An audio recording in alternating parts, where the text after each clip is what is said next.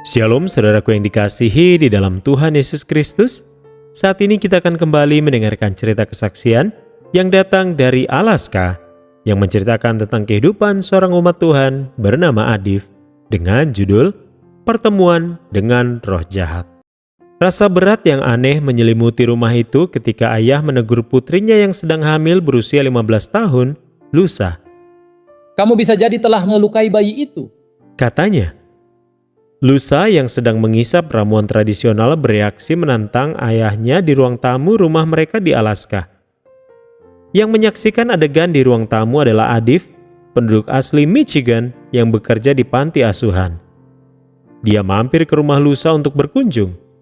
Dia dan semua orang di rumah itu adalah anggota gereja Masih Advent hari ke-7. Tiba-tiba, Lusa dan ayah pindah ke kamar tidur dan ibu gadis itu bergabung dengan mereka di sana.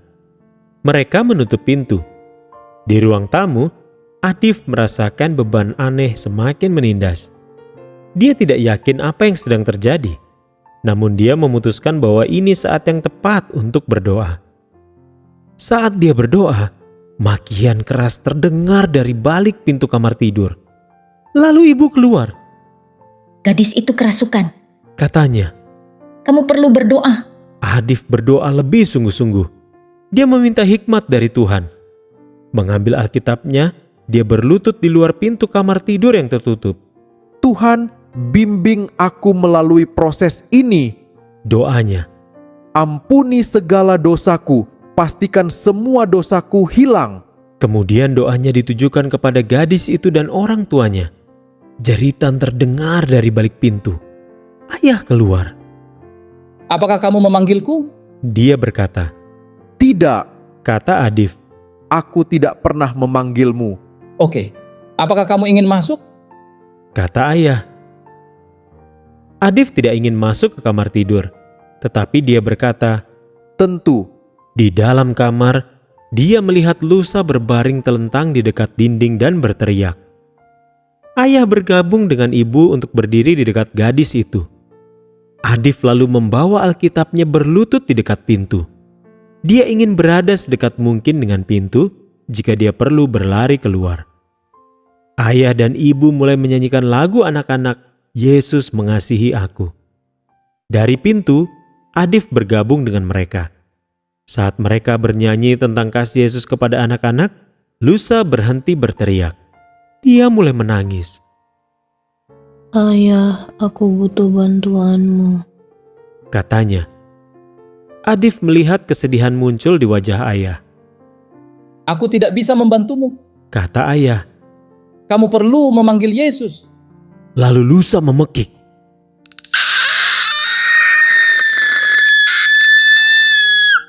"Dia bukan putrimu lagi." Sebuah suara pelan berkata melalui mulutnya.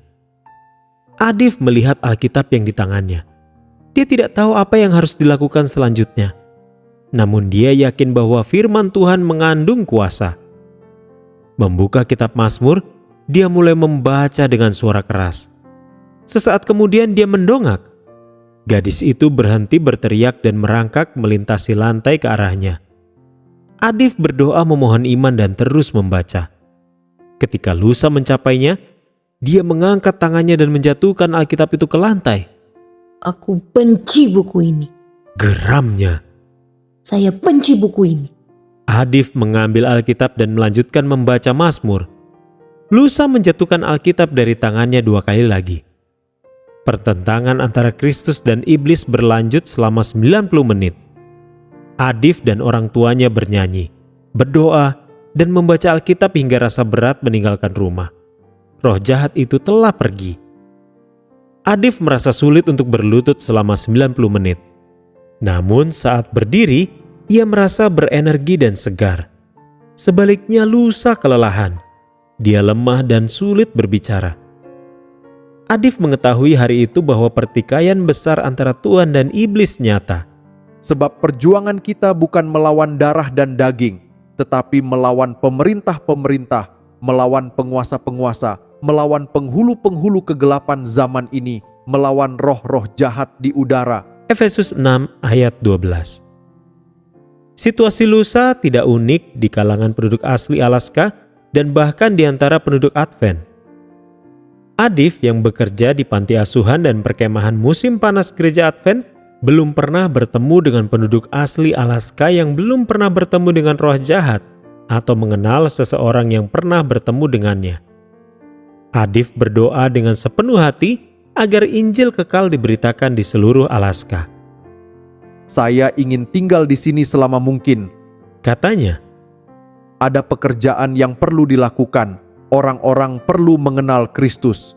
masih banyak pekerjaan besar yang harus dilakukan untuk mewartakan Injil kekal di Alaska, di mana terdapat lebih dari 200 komunitas pribumi, namun Gereja Masih Advent Hari ke-7 hanya hadir di 11 komunitas tersebut.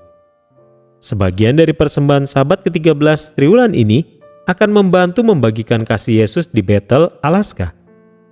Terima kasih telah merencanakan persembahan dengan murah hati pada tanggal 28 Desember.